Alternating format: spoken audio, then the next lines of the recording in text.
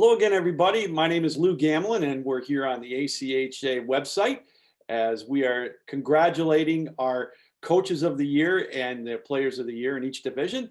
And we'd like to take our time now to talk with the ACHA Men's Division III Coach of the Year, Chris Van Timmer of Hope College. Chris, congratulations on a great award. Thank you. I appreciate it, Lou. It's always great to be honored by peers in a shortened season, even like this. And even though it was a shortened season, it's got to be one of the most fulfilling ones for you, Chris. I know from afar, you could tell it's been a very challenging year for everybody. And it's, not being able to go to the national tournament the previous year. And then this year, with all the ups and downs, especially at the D3 level, it's got to be very gratifying. Yeah, I mean, this season had a whole ton of new challenges that in the 21 years I've been coaching that I never had to deal with. Players wearing masks and being tested and dressing in shifts and taking two buses to games so we could social distance. All of that stuff was super hard, but the school supported us really well with the testing and the stuff we had to go through. So it was nice to have the support from them and that stuff. And the crazy thing too at the D3 level, Chris, as you well know, is when they first announced the national tournaments, it wasn't looking like you were going to have one. And then, that had to have been just a gut shot to you and the guys. And then you were able to get one put together. And I have to say, you guys need to be commended on that, as it was a very well run tournament. And it came together, in my opinion, really without a hitch. And it was great to see. Yeah, it was great to have the event. Don Headley did a great job from our league, kind of spearheading it and making sure that it did go off without a hitch from the location side of things. It was great. So, yeah, I mean, once we found out that it might not be happening, we as a league kind of said, all right, we're going to make this happen one way or another. So we got the information together and sent it to the ACHA, and they were on board, and so they supported it, and we got it going. Well, and then we'll fast forward to the national tournament. It was held in Grand Rapids, and you had a very, very solid group of teams in there, and your pool play was no slouch. And you came out firing on all cylinders, really off to a great start. Yeah, the pool play was great. Missouri State, Florida Gulf Coast, and Adrian all had their own challenges. I think the first period in every game was either tie or we were down. So they were great battles to start, and then we kind of got into our groove in all three of those games, and had some success to get to the semis. It's funny, as corny as it sounds, Chris, is your team, you're a young team. I think I counted 20 sophomores and freshmen on your team. And Yep. It looked like they matured throughout the pool play, and, you guys had the scores didn't indicate, like you said, how close it was. And then going into that Adrian game, there was still a lot to play for as far as seeding went. Yep. Yeah, I mean, we knew that we had to have a good result in that game. Even that game could have, depending on what scores happened, we could have been out of the whole thing, depending on how scores went. So we knew we had to show up. And yeah, the young guys really came into their own. It was great to watch. When you go into these tournaments, you never know for sure what you're going to get from your group, but they all came together at the right time. We didn't have that many games played prior to that, but they showed up and really gelled. For most of the year, these guys didn't get to hang out with each other. They couldn't be with each other off ice. Wow. And so getting to the national tournament, we were in a hotel all together. It was the first time all year that we could actually be together as a group since the, almost 365 days. So it was great to be able to, talking with the guys after the year, that was for sure the highlight. Obviously winning, but being able to spend, 7 days with guys consistently when they've been so isolated for a year was great. Before we get into the Michigan game, I want to touch on that. You bring up a great point with these kids. We talk all year about the perseverance and how strong dedicated they had to be, not only with going to class, but going to practice, but they had to stay healthy. And all it takes is one or two tests, and that could ruin the season. Yeah, and we were tested actually every morning of the national tournament. So for even the players and the coaches, we would, the anxiety in their faces, and I'm sure in ours, watching the tests happen, getting the results, and then saying, "All right, we're good to go for tonight." And we never knew from day to day if that was going to change. Well, and we get to the Michigan game, and obviously that wasn't the start you were looking for, down 3-0. But it's funny, Chris, and I noticed this, and we talked about it in between the second and third period. You guys didn't look rattled. And that's I think a huge compliment to your guys. And you guys came out, scored that goal right away, and then just didn't let up. And what a comeback! How much sleep did you get after that game? I know how wired I was in watching that final when you scored it in overtime. What an epic comeback for you guys. Yeah, you don't get much sleep. I mean, I think that game got done close to 12:30, 1 o'clock Yeah, in the morning. And then, we had to get back to the hotel, eat. And I didn't get much sleep at all during that week, but you never do when you're at nationals. But yeah, we knew Michigan was going to be a really good test for us. We played them twice in the regular season and tied them and won at home. So we knew it was going to be a battle. But going into that third period, when we played at Michigan earlier in the year, we were down 2-0 going in with 9 minutes left. So that was the one thing that I talked about with the group in between periods was we've done this before. There was one more goal, but we have 10 more minutes now. So you guys know what it's like to get into this situation. And in the previous game, we tied them with the goalie pulled in under a minute as well. So they had been there and knew what it was about, but I was talking to Jake Adams, one of our freshmen, who was the MVP of the tournament today on the phone, and I said, that group in the locker room just nobody was ready to quit or stop. The locker room setting was almost like we were up or it was a tie game. With nobody in there had any doubt in their mind that we were going to give them a great third period, and we ended up tying it. And then he had a great overtime goal in overtime.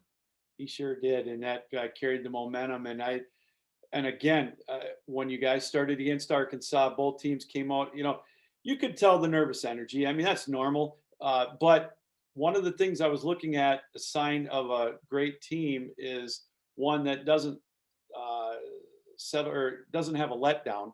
And you were able to keep the momentum going and then get the advantage on Arkansas. A very good Arkansas team with, one of the best goaltenders in the country. Yep. And so it really, you carried that momentum, and it was a solid effort for you guys the whole game.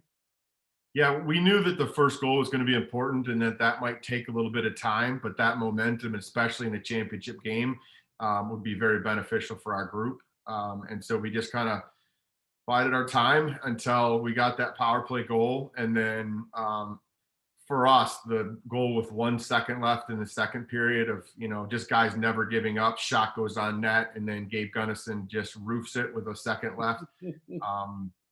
That's a huge momentum swing for us going in up 2-0 and having just scored. And, I think that really carried us in the third period where, Lucas Scott played great, and we weren't going to let a whole lot of opportunities come on him. But when they did, he did phenomenal. And getting the empty netter from Ashton Bull was awesome. I couldn't believe the goaltending play of all the teams at that tournament. Yep. You mentioned Lucas and of course Desenka Yep. and Michigan's goaltender, just to name three of them. And was just blown away by that, Chris. And I think you'll agree, it was just top notch the whole week. Yep. Yeah. The goaltending all weekend was great. It was good to see all those guys play well. And, we knew that the semis and the championship was probably going to be against Michigan and Arkansas in whatever order that was, if we got to that point. So we as coaching staff have been preparing for those two opponents, in the 3 weeks we had leading up to the tournament to try to dissect those guys. But it's really tough trying to get past Flanagan and Desenka are, both very good goalies. And we have some pretty good offensive firepower. So I was confident that we were going to get our chances, and, we got enough to get past them. Well, Chris, I remember talking to you about, I don't know, maybe an hour after you won down in Columbus. And you could tell the weight of the world was off your shoulder. Yeah. You've been close so many times, and you finally were able to get it. And I could just see that look in your eye. And I'm not taking anything away from either championship because they're both special in their own right. But how different was this one after the final gun went off and you won over Arkansas? This one was more excitement for me. To your point, the last one wasn't necessarily relief, but it was so much more emotional. Yes. Just to not have that burden on the organization anymore, or on me for that matter, Mhm. to get it done. This one was just more elation and excitement. Where the other one, I think the second that we won the last time, I cried like a baby on the bench, hugging the coaches and on the ice. This one was, that was probably just relief. Okay. This one was more excitement, and just I was so proud of the guys and how hard they had played. I was definitely proud of the group in 17-18 as well. That group did so well in that week that we were at Columbus, and really changed my opinion of what that team was. But this one I just knew was a wagon, and we were going to be. It was just going to be fun to watch them play. Well, Chris, this is your fourth Coach of the Year award, I believe, and you've been at Hope now, I think 21 years. It's a phenomenal record that you've had, and you've built a very, very solid What? Yeah, you don't have to share all your secrets, but what's been the trick? How have you been able to maintain such a level of success at Hope? The school has supported us great, which helps. When you have an organization that they're willing to put in the time and effort and money into making sure that you have a team and that the resources are there, helps. Mhm. Um, but I always say it comes down to the kids that you have in the group, the boys that are in the locker room, and what kind of character those guys have and how much they're willing to put into it.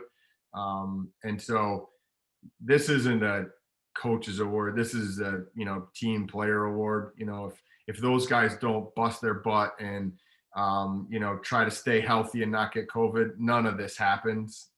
So this is in any of these individual awards for me, it always comes back to the players and the other coaches that help me get through dissecting all the stuff and being behind the bench. And this is a whole team award, not just for me.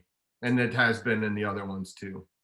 Well, I think you had a couple of guys that were on your team in Columbus, Hirsch, I believe, and I know Yep. a few others. I just can't remember off the top of my head. Yep.